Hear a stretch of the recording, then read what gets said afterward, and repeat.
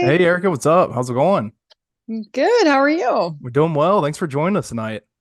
Oh, thanks for having me, you guys. Glad we were able to coordinate this. Yeah, absolutely. It's nice having a local guest on, right? So we're out of Centerville and Springfield, I so love just that. round your quarters. I kind of wanted to jump in right into it, Erica. We've been wanting to get you on for a while, and the last couple of weeks in the podcast, we've been talking all this professional golf stuff that's going on. What's your thoughts on all this Live PGA, like the whole professional golf world right now? Um, Competition is good for business, and I think that a rising tide floats all boats. So for me, I think Live is doing some really creative things. They obviously have gotten the attention of a lot of big golf stars. Your John Rahms of the world have made the move over there now. That's pretty big news. And it has definitely pulled back the curtain on the PGA for them to sort of wake up and also have to really take a hard look at themselves, how they're doing business, and how they're going to remain competitive. So I just think it's a good shakeup all in all for golf, and making people rethink what formats are interesting to consumers, being relatable, being relevant to the next generation of golfers. Like, I think it's healthy. And other sports have gone through this before. So golf is taking its turn. So I just think it'll all shake out. The PGA obviously has to find a happy medium of how they're going to deal with the money that just came in, how that looks for their development, Right. because obviously that's going to change things. But at the end of the day, I really do think they're all going to kind of end up as one reinvented entity.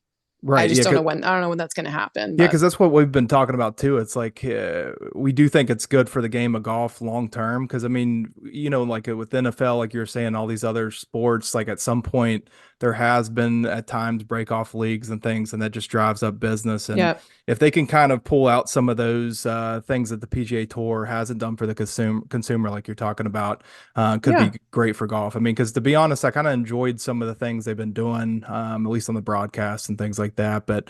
I hope they come to agreement though. That's the only thing. It's like I wonder how it's going to shake out. It's the only thing.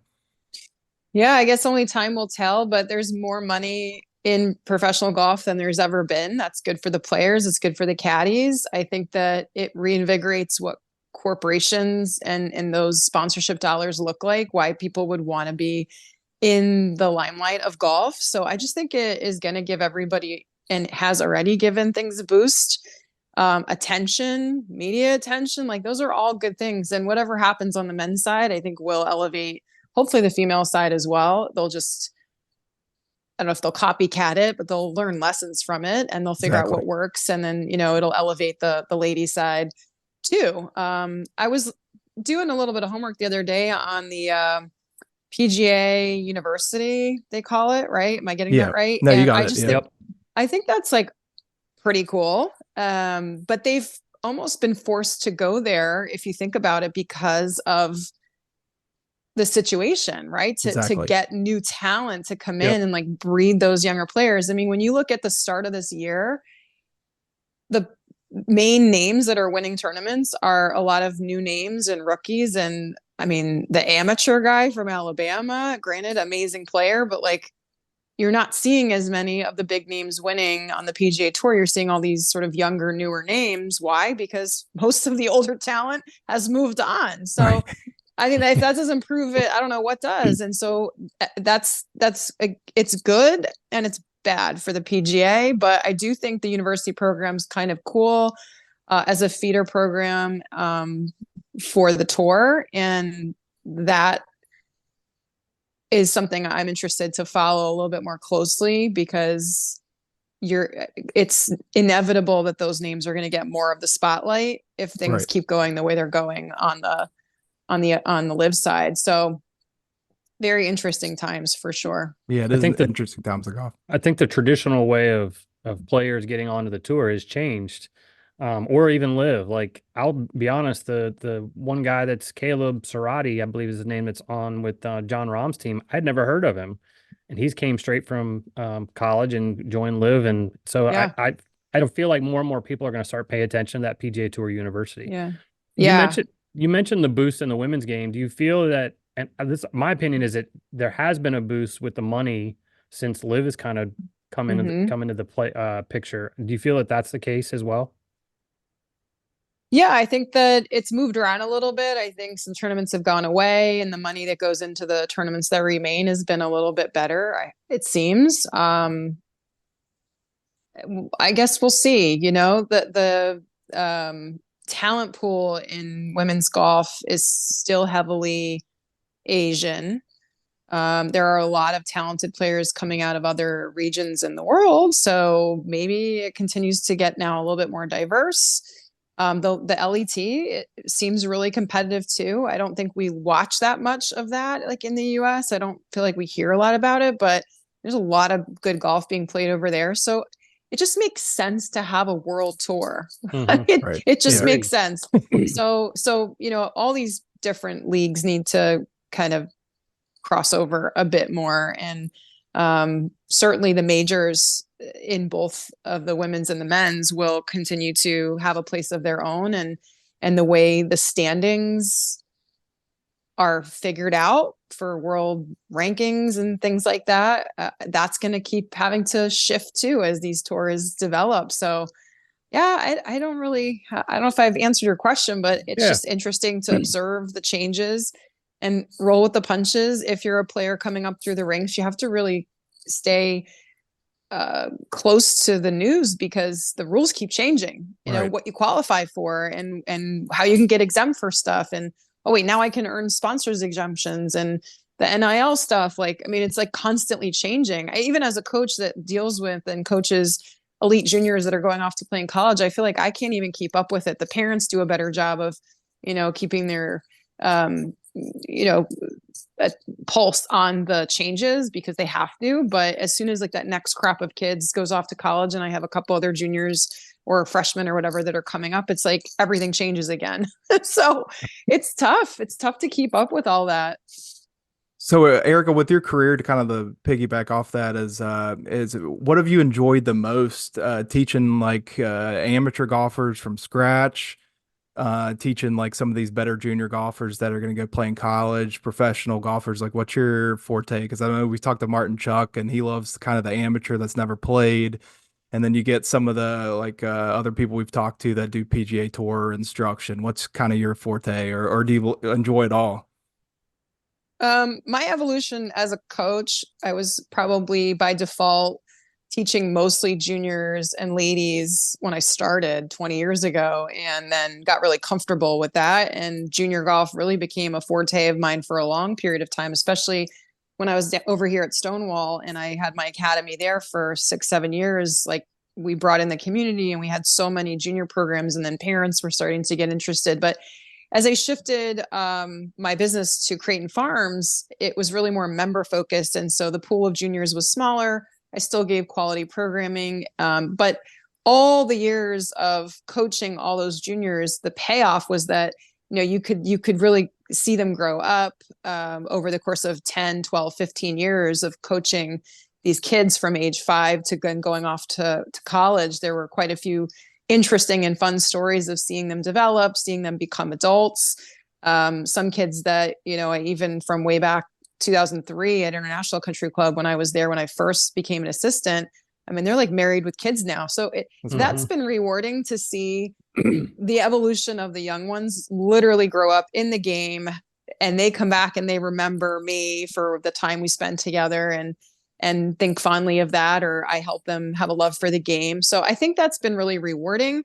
I will say that after 20 years of doing a lot of junior golf, I kind of felt like I needed to do less of it. It's a grind. It's very intense. There's a lot of logistics. It's a lot of planning, and it takes a lot of energy. And I'm getting older. And so, you know, I love doing it, but probably more in bursts now than before. It was a bigger chunk of what I did. So I guess the best way to say now, if the last, say, 5-6 years, as I've shifted a little bit out of more the junior golf mode and into more adult programming, it's done a few things. One, I mean, I've always enjoyed teaching adults and ranked beginners, but I really, like Martin, probably similarly, I feel like I do a good job speaking to that everyday golfer, the 20 handicap, the person that's trying to break 100 or trying to break 90. And I do get my share of better AMs that are trying to be breaking 80 or maybe try to get down into a super low single digit handicap and play AM events. I mean, I have those clients too. It's always a mix.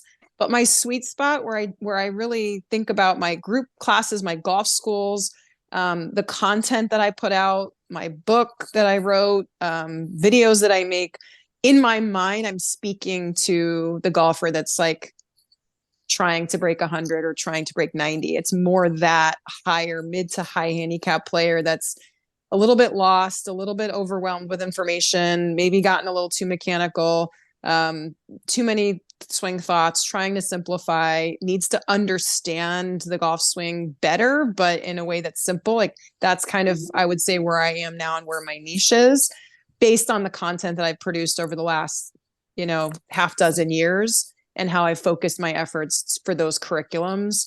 It speaks to juniors too. It speaks to women. It speaks to anybody that's trying to develop their game in that level of play. But yeah, that's probably 80% of what I do is that now. I really enjoy it. It's rewarding to see that big progress for people to like get the aha moment, have that wow golf shot, and then be a bit more hooked or a bit more confident and inspire them to play and practice a little bit more.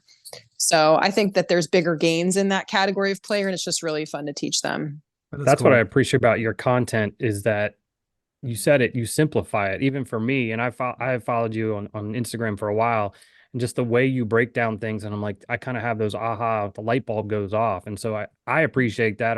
I know Mark appreciates that as well, and I can only imagine what other people appreciate. So it's just it's little things. And I've been a coach. I've coached high school golf. I coach baseball and softball, and so it only takes one little thing for a kid or an adult to kind of get that light bulb goes off, and then they run with it. So. Yeah, I love that. Sometimes it's just having a different intention about what you're trying to do, or the way you've been thinking about the golf swing, or the way you're thinking about impact. And when they start visualizing it a little differently or relate it to something that they already know how to do, an athletic movement that they already have mastered at another point in their life, it's just like you start to relate to these people in a way that they can hopefully make the leap into their golf motion quicker, simpler. They make those changes in a way that feels a little bit more comfortable, a little bit faster. I mean, making motor pattern changes is never totally comfortable. You have to get uncomfortable to then get comfortable again. Right. Anytime anything is different, even just a subtle change in your grip, like feels uncomfortable, but I think that overall, when you have an understanding for what it is that you're trying to do, and you can relate it to something you already know, it really helps eliminate or minimize that learning curve and the discomfort that comes with learning. Erika, when you're taking someone from, your high handicap down to a lower handicap, we all kind of want to know the perfect strategy to get there. Is there any perfect strategy, or is it kind of what differentiates that kind of person that's a 10, 20 down to your lower handicaps, in your view over the years? I certainly think that in terms of scoring, short game is a big deal. And so being able to truly get a feel for your wedges around the green and distance control on putting is a really big part of your ability to go from a novice golfer or a new or higher handicap golfer to somebody that can actually score. So what you do inside 50 yards is a really big component to scoring. I mean, I would spend a lot of time there. I talk a lot about freeing up your swing, unlocking your true swing is kind of my thing. And what does that really mean is to get tension out of your body and out of your hands in a way that you can move athletically, but let your arms and hands really be more the followers. I think high handicap players are guilty of a lot of manipulation, a lot of trying to help the ball get up in the air, hitting at the ball, scooping the ball, trying to lift it, trying to muscle the shot. And when you realize that efficient motion is smooth and it feels more effortless, that when you actually do a little less work and you try less hard,